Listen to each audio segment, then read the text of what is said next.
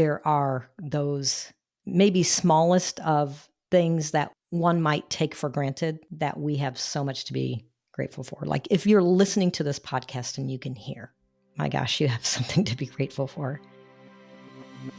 I'm Amy Woodall, and this is The Conscious Habit, a show from the People Forward Network. We're teaching you how to incorporate love and consciousness at work, at home, and the world at large. I'm Amy Woodall, and you're listening to the Conscious Habit Podcast. Today, my dear friend, Deseri Garcia, the founder of Vida Aventura, joins me as co-host. Together, we host the High Vibe Tribe retreats. We founded these retreats to have magical, transformational experiences for women in the highest vibe places around the world. And this new co-hosted series with Des and me is really intended to share more of our collective consciousness work to help you take a deep dive inside yourself and to elevate your vibe and your experience on this planet. Take a listen. We're back again with Deseri Garcia. Hello. Where we get to, just riff on a topic that's near and dear to our hearts. And another topic Des brought to the table today, we're going to talk about gratitude. And man, you're so good at this, Des. Your practices, like how you just show up in life. I aspire to be better in this area. And I'm excited for the listeners to just hear, what does it mean? What are the practices? Where can they kind of dig in a little bit more? So yeah, gosh, thank you so much for even mentioning this topic. I feel like it's one we all need to hear as often as possible. Well, Amy, the topic actually was inspired by, last year, towards the end of the year, you mentioned to me that you were either reading or rereading, listening to Thank and Grow Rich, THANK, by Pam Grout. So gratitude is actually one of my top 5 values.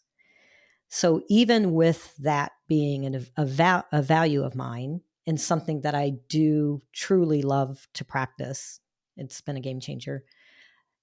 I re-listened to that book and I got so inspired by Pam Grout's book. And then there are so many amazing stories and statistics about gratitude that I've probably told about 10 people, but that's really what inspired, like, hey, let's go ahead and talk about gratitude.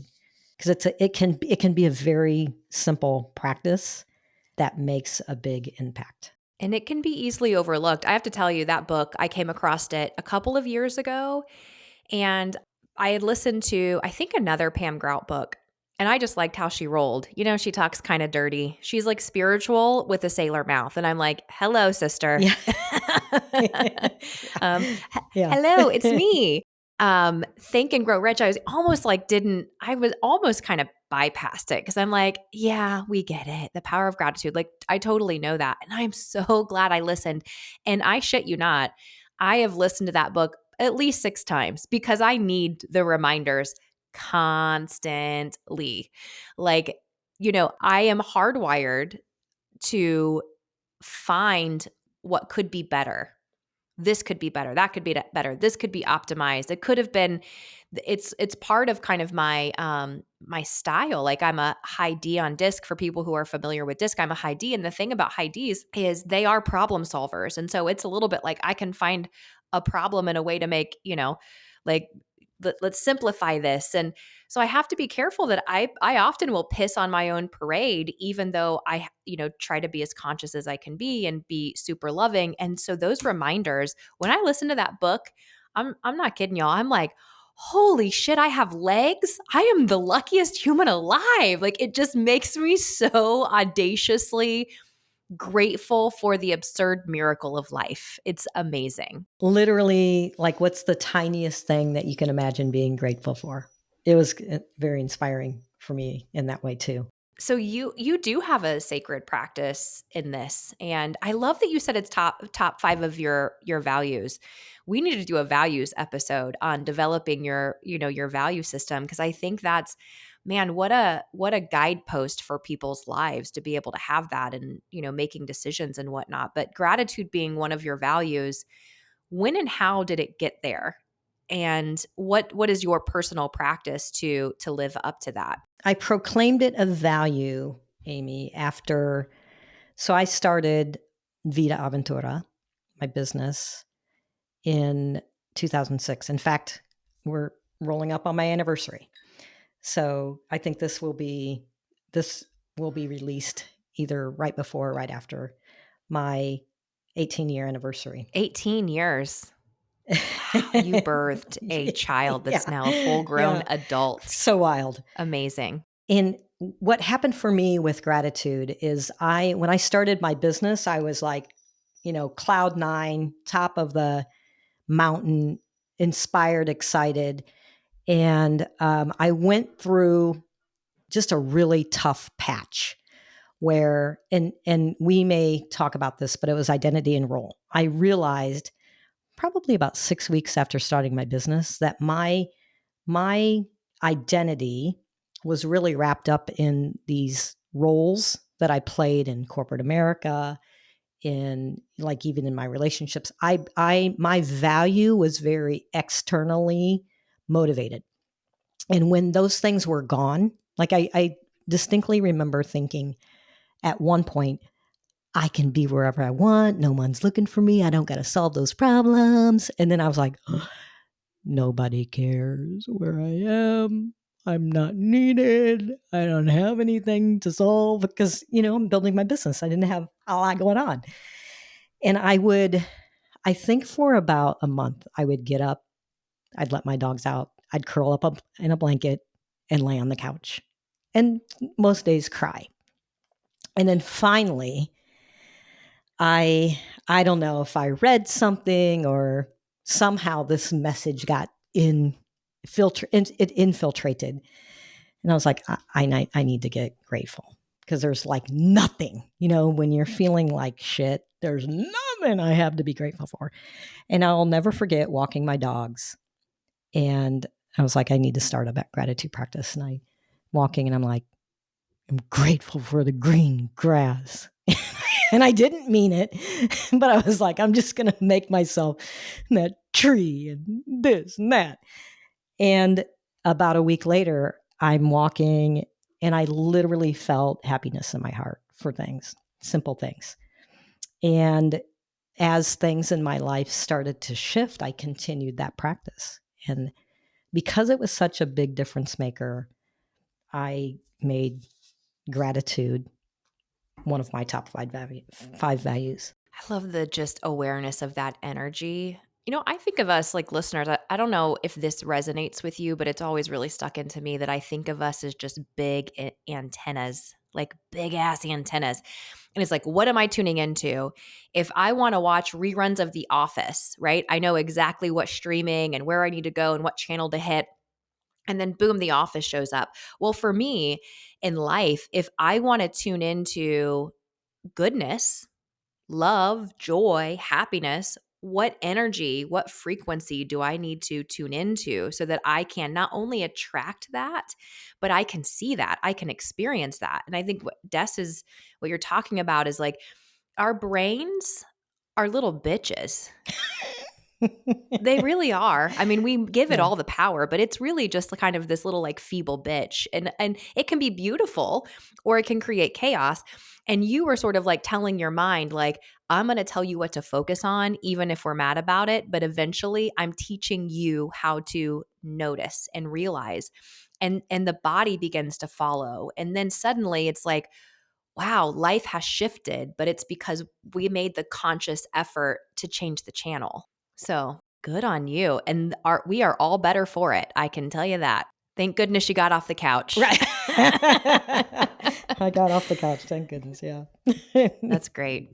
I do think there is, something that I try to be mindful of because I can really be guilty of this, Des, is combative gratitude. Ooh, say more. What is that? It's like when there's negative things that are coming up and I play whack-a-mole with it, and I just imagine like, the Chuck E. Cheese Showbiz pizza, Oh, if the in cardboard my with tomato sauce on it. right, right. I imagine the little like gophers popping up or whatever those suckers Yeah. were, and like Whack-a-mole. a negative emotion comes up. Oh, it was a mole. Yeah. Yeah, that makes more sense. Not whack a gopher. Okay. All right. I don't know what I was drinking at Showbiz Are you Pizza. from Minnesota? Right. So the negative emotion comes up or negative experience comes up. And I can be guilty of not honoring or at least just allowing myself to kind of be curious about it and taking that big hammer and whacking it with gratitude. That's like, and so I just push it back down and then it comes back up and I'm like, no, I gotta be grateful. I've got to be careful of this balance of like, what do I just need to sit with and just allow, kind of feel it a little bit and ask some questions. What is this here for? Is it meant to teach me anything? Ooh, I'm feeling angry. What's that about? To me, that's part, back in February, we talked about conscious habits. We talked about habits. That's part of my conscious habit routine is that curiosity and to just hold it with a safe space and then also bring graciousness and gratitude to the table, but not trying to beat it up with gratitude. Yes, I love that. And you're a good teacher to me and others around that curiosity in the consciousness about, that's an interesting feeling. Why am I feeling that? And without judgment, to the degree that you can in that moment. So I love that. Love that. Do you have, I mean, we've both talked about the book. I shared a little bit about my experience. How has gratitude become important to you, or is there a story that you can relate to how it's made an impact in your life? Oh, such a good opportunity to reflect. There's a quote that comes to mind, which is gratitude makes what we have enough. And, again, back to that, like my natural propensity is to figure out, like, oh, this could be missing, this could be better. And I have to be careful, my ego. I think it's so important for all of us to just be mindful of like what is my ego versus what is my highest best self. And ego isn't all bad. Like, it's not like need to make it the enemy. We kind of jokingly refer to the bitch in the attic because Laura Hyman, who was on the podcast and shared that, I thought was like, that's the greatest thing ever. Yeah. Yeah. But it can tell us stories that we might believe, and then when we believe them, again, the brain is like, we've said this is true. We need to find evidence to prove to you that this is true. And my ego can often get hung up or feel as though my worthiness, my identity hinges upon success or being better or getting to the next level. Or so often I can miss opportunities to just be in what is and be in awe of what is because it can be driven towards the anticipatory of what's next. And the thing about that, if this speaks to you, high achievers, even when we hit the what's next, we miss it because we have a quick celebration, quick dopamine hit, and then we're building the next. It still doesn't feel big enough. So to me, gratitude has allowed me to honor my spirit, which the spirit knows everything is gravy all the time, baby. It's all good in the hood all the time, every second of every day, every moment. This life is beautiful. And so to me, when I am aligned with gratitude, I am aligned with the divine.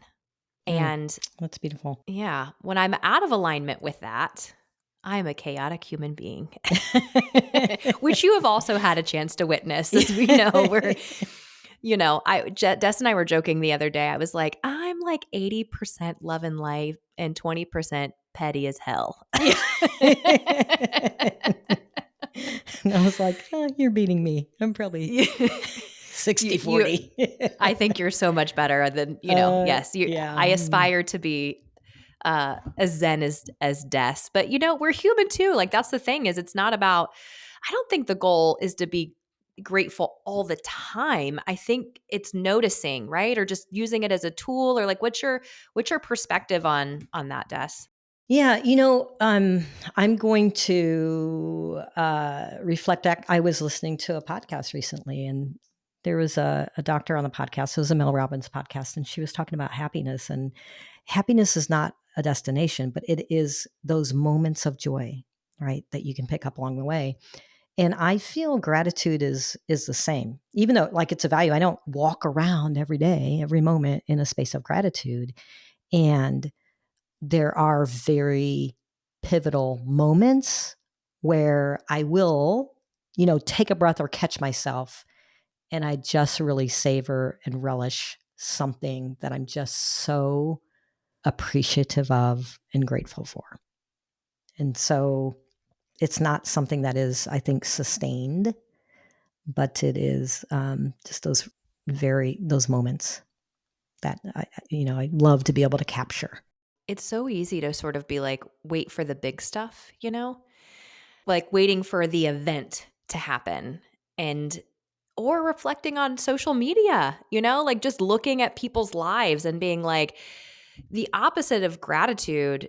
Well, what do you I'm curious what you think the opposite of gratitude. What immediately comes to mind for me is like jealousy or wanting or lack, and we might take a peek at somebody's life and we immediately throw away all the opportunities to be grateful for our own and we start wishing for theirs. And yeah, it's not about the grand things that happen. It's the fact that, oh my gosh, I live in a safe home. I have two healthy boys. They can't pee in the toilet. They can't aim worth a shit, but see, there goes my D trying to make things better. But Yeah. they're healthy and I have a support system that, loves me and just like there's so much good in just what is. It doesn't have to be the big, those big moments. Those are great too. But what do you think the opposite of gratitude is? Like, is there a moment where you sense or feel something in your body or in your head where you're like, I'm really, and not playing whack-a-mole, but are there some things that, really trigger your reminder of shifting to?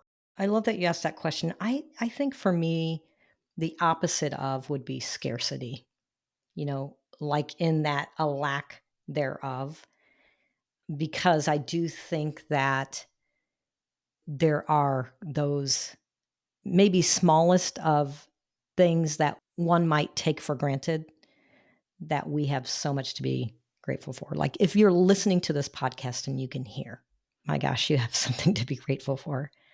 I'm looking at my bottled water. We have fresh water that we can drink. So much to be grateful for. The fact that we can share this message, Amy, that's, something to be wildly grateful for. Ladies, imagine taking time away to work on you. Meditation, yoga, transformational work, a chance to have grand adventures and build lasting relationships. Deseri Garcia and I founded High Vibe Tribe Retreats to create just that. And if you're curious about joining us on our next retreat, head over to highvibetriberetreat.com, link in the show notes. I was sharing with Des prior to us recording this that I was like, I've had this thought that has been like on my mind today of, the law that energy cannot be created or destroyed, but it can be transformed. And I was like, Des, what if that rage, like me absolutely losing my shit on someone or something, allegedly, my husband. What if that is like, what if that's what happens to that energy? Where does that go? Is it transferred onto that person? Does it float around the house and hit somebody else and they're angry for a reason they don't know? Does it become a part of some collective and it manifests as a damn hurricane or a war somewhere? And then what happens to the love? Is the love collected? Does it just drop on somebody and those moments of paying it forward when a stranger smiles at you or pays for your coffee? Was that an energetic action that came from a baby being born or a wedding? Like where does it come from? Or does it collect and it creates miracles where we're like unexpected miracles? We don't know where this came from. Was that a combination? I have goosebumps right now, which tells me my subconscious believes that is true. Does this collective love, create spontaneous healing. And what a great opportunity for us to be conscious and really own our shit, to say, am I contributing to the light or the darkness of the planet? Much less just my own experience, which is obviously very important. But what if gratitude created mass healing? That's pretty damn special. I believe it does. I believe it does. I have some stats or some studies that I can share with you about gratitude. I mean, there's so much data out there. So if you we talked in another episode about what your disc profile is, your behavior and communication style. And if you are someone who's a high C and you like, hey, show me the facts, we know from studies that gratitude does impact our well-being. And there's a huge ripple effect to that, Amy. It literally can support better health. It helps reduce depression. It literally can help support and foster greater heart health, to what you're saying. It relieves stress, improves our sleep. And there's a study that was done in UCLA, but a couple of other things that I'll add. When we express gratitude, it helps us to feel more positive emotions, relish good experiences, and build stronger relationships. So just by virtue of that, like creating that community, there was a Harvard Health Publishing article, and that was from a UCLA study as well. We can even doing gratitude practices at night can help us to sleep better. It really impacts our sleep and also our mood the next day. And there was another study that was done. It was noted in WebMD that literally having a greater amount of gratitude reduces inflammation in the body. That's fascinating. Is it like it shifts like your body from an acidic state to a alkaline state, because that right, acidic is inflammatory, and alkaline? Hmm. Wow. Okay, that's awesome. And so, for you to talk about that magnification, it's like, yeah, hell yeah, of course. For listeners, Google Dr. Is it Emoto? Yeah, it is a motto. That study of the structure of water. Ooh, that's a beautiful one, of just, sending love versus hate and anger. Google that study if you're curious about it, listeners. It really does show, like, in physical form, the power of love and gratitude and all higher level emotions versus what happens to the structure of water when we say, you suck, you're terrible. When we go low level emotions, it really blows my mind every time I see those pictures. It's a really great book. It's called the Hidden Messages in Water. You're right. The beautiful snowflakes that get created when we love the water and put it, under a microscope, and then the opposite, like it looks like a polluted blob of something when we say these terrible things to And we're like 80% water. right. Yeah. So, yeah, there's so many ways that we can impact our health and well-being. And gratitude's one of my favorite. Oh, that's so good. Now I'm imagining, I'm like, "Wait, does my insides look like the Hudson River, or does it does it look like a beautiful snow-covered mountain?" Yeah. I got work to do, sister. I got work to do. Oh, don't we all? Don't we all? Amy, what are I'm curious about what your gratitude practices are. I'm often a feeler. I think that's helpful for people to know too. Like, some people are, they need to write, or they like to write or visualize, but mine's kind of a feeler, just to really feel that begin in the heart center. What a powerful place our heart is as well. I heard on a Tony Robbins podcast once, and it had never occurred to me that there's no such thing as heart cancer. That is how powerful the heart is. It's probably a lot of TSRW, Des, is like, just really feel it in my body and begin to emanate that, and really imagine it start to stretch beyond myself, and kind of have that ripple effect, but just giving myself the space to feel. And I've done some journaling too. I have to say that's an area I would like to become better at, is being more intentional. I used to be really good at doing that, and but getting back to journaling consistently. What about you? Well, I will say, speaking of journaling, that's something, on occasion, depending upon client and situation, that I would recommend. It's like, get yourself a gratitude journal and simply, I like to do it at the end of the day, but could be morning, could be sometime during the day. Just simply write down 3 to 5 things you're grateful for. So that's an easy way. I love, when sometimes when I'm taking a walk or working out, same, like feeling and thinking about the things that I'm grateful for. Like, so having those moments as anchors to think about that. And then you can also, to your point, just take the time to feel it. So there is actually an app that you can set it on a timer to remind you, like, to take a moment for gratitude. And so I love those, like, little hacks that can help us to create, we did the episode on habits that can help you to create those habits. So maybe instilling those to help, create that practice for yourself. But again, I like journaling, feeling it, really taking advantage of certain things that I do, like walking Bella, my dog. That's usually a time where I'm just like, I live in a great neighborhood and I'm able to walk. I can use my eyes. I've got just an adorable little puffball of a dog. She is a So cutie pie. she Yes, she is. is. She I is. like that anchor. That's so great. So it's like my hands touch the steering wheel. Can I find a moment of gratitude? I sit in bed. Do I have a journal there that I'm grabbing? I like that. Like we spoke about on the habits episode. Yeah, coupling it with something you're doing already.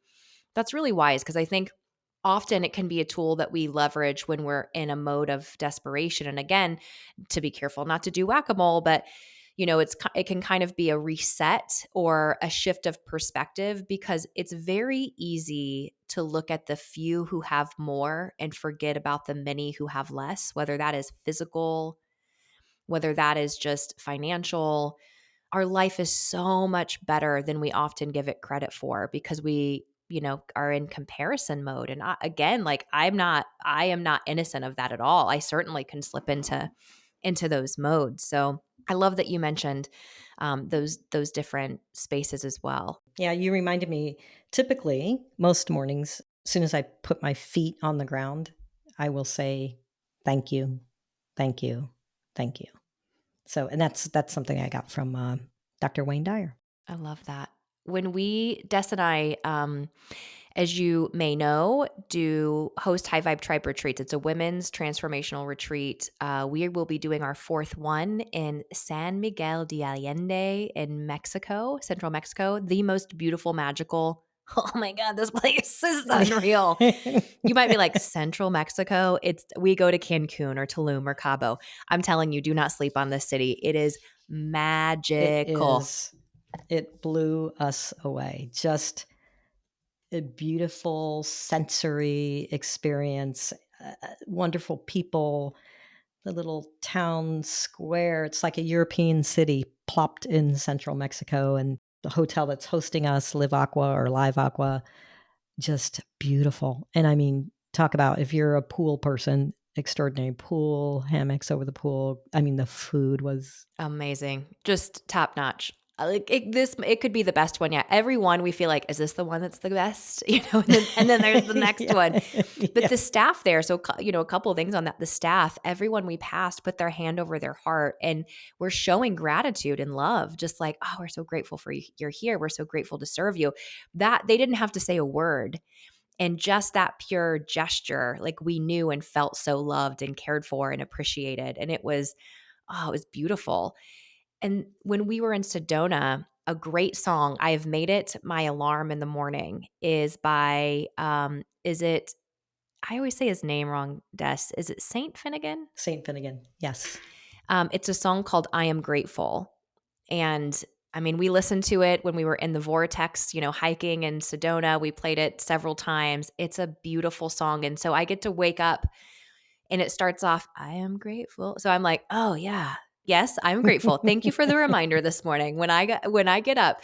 So some of that is just, yeah, build in your reminder. Do you put a note next to your bed, next to your toothbrush, on the coffee pot? Listening to stuff too. I don't know if you've noticed that, Des, but like if I were to, pick up if the news is around or if I'm hanging around people who are complainers or whatever, it's very easy to become out of alignment with that energy of gratitude and get into the energy of bitch, moan, and whine, or BMW, as Cy Wakeman would refer to it. Drive our I BMWs love that. around. Is like, take the keys out of I that remember bitch and that. put the keys Yeah. into the gratitude bus. Okay. Yeah, exactly. Note to self. I'm Exactly. speaking to Amy Woodall right now. And thanks for reminding Desiree Garcia. Yeah. So we talked about Think and Grow Rich. Any other kind of books or videos or people to follow that you think, gosh, they really just share some great insights on leaning into living a gracious life? So years ago, I was given a book, a gratitude book by Louise Hay, and it's really like short essays on how gratitude has made an impact in people's lives. And I really, really love that book. So that's one that I would recommend. And then Pam Grout's other book, I think it's E Squared. So I love that. And I'll also mention another Louise Hay book, Heal Your Life, which, it kind of along the lines of gratitude, affirmations, and just how the what we are constantly saying, right? What we it creates our beliefs. And so if we really want to reinforce that happiness and that goodness and that gratitude, really getting control of that bitch in the attic and telling ourselves, building up the positive reinforcement versus those negatives. Something that just came to mind was being mindful of gratitude snatchers. So whether that's us, the moments that snatch graciousness and put us into that scarcity mindset, to just reflect upon that and be like, oh, that's interesting. What story am I believing is true right now? What do I believe is true about me? What do I believe is true about the situation? And where can I disprove that? Like, where is this really not true? And I can lean into abundance. Those are ways to just rewire your outlook, your perspective, your baseline, because we all have a baseline emotion. Like, where am I? Is my baseline low? Am I an apathetic? Which, to me, I have to be honest with you, apathy feels to me worse than negative. I would rather be negative because at least there's some emotion. Apathy sucks. Oh, But am I yeah. apathetic? Do I have a baseline of just feeling good? Where is that? Where is that baseline? But that reflection, those questions, those habits of practicing gratitude can really help shift our baseline. Note to self, dear Amy. Yeah. Well, let's wrap up this episode with some of our takeaways, Des. So, what are you taking away? What are you going to be mindful of? Or what do we want to really amplify or put an exclamation point on for our listeners? Just a plethora of studies about the importance of gratitude. So pick up a gratitude journal and make it that place where you put those things, even the smallest of things. You're making a list, and it can be as simple as 3 things a day. But start that practice so that you can really start to notice. When you start to do that, it makes you aware of all the other things that maybe you didn't quite notice before that you can be grateful for. What a great magnifying glass. Like, it'll magnify the things we're missing. That's so good. I just want to kind of put that reminder out of use gratitude as a tool, but not a hammer. We're here, we're humans, we're supposed to feel all of the emotions. We don't have to add the story to it. From our brain likes to create a story, which means we make the emotion ours and we hold on to it and we justify it, and then we create more anger and more frustration. But there may be an emotion that just needs to be felt and expressed, and we can hold it with compassion and love and then move to a gracious space of like, oh, I'm so grateful I noticed that. I'm so grateful that there's an awareness of that. I'm so grateful I didn't get all of those prayers. Those prayers weren't answered for me because look at where my life is now. It can be such a great tool for reflection, but not a hammer.